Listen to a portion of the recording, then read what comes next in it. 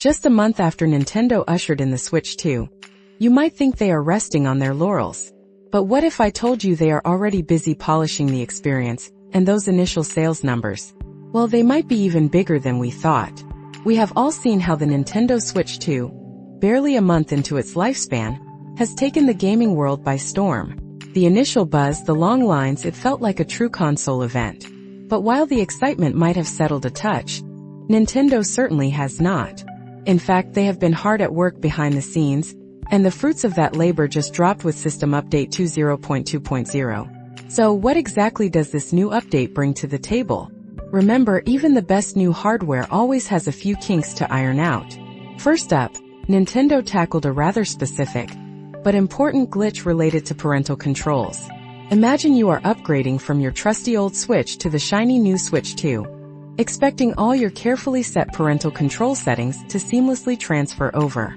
For some, that simply was not happening. Update 20.2.0 swoops in and fixes that oversight, ensuring your carefully crafted restrictions on screen time or game content actually follow your profile. It is a small detail but a crucial one for families.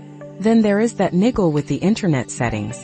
A few users found themselves frustratingly stuck, unable to progress past the network search option within the system settings. It is a small, almost invisible hurdle, but a frustrating one if you hit it. Nintendo quietly ironed that out too. And of course the classic, general system stability improvements. It is that catch-all phrase that essentially means Nintendo is making the whole experience smoother, reducing those tiny, almost imperceptible hiccups you might not even consciously notice, but which chip away at the premium feel of a new console. Think of it like a minor software tune-up for a brand new car. Everything just runs a little more efficiently under the hood. You usually do not even need to think about downloading it. The update typically happens automatically the next time you power on your console. And let us not forget, the console is not just getting internal tweaks.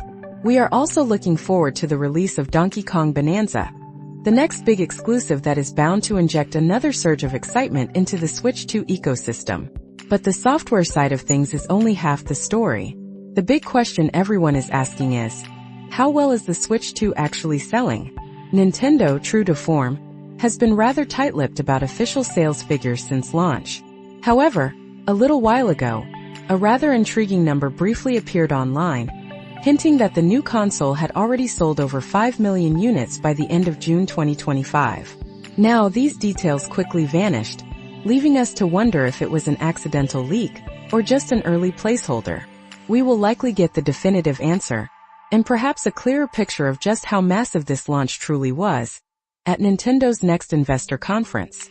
But if those leaked numbers are even close to accurate, Nintendo has another runaway success on its hands, perhaps even bigger than the original Switch's incredible start. So what does all this tell us? Nintendo is not just launching consoles. They are meticulously crafting an experience, continually refining it even post-release.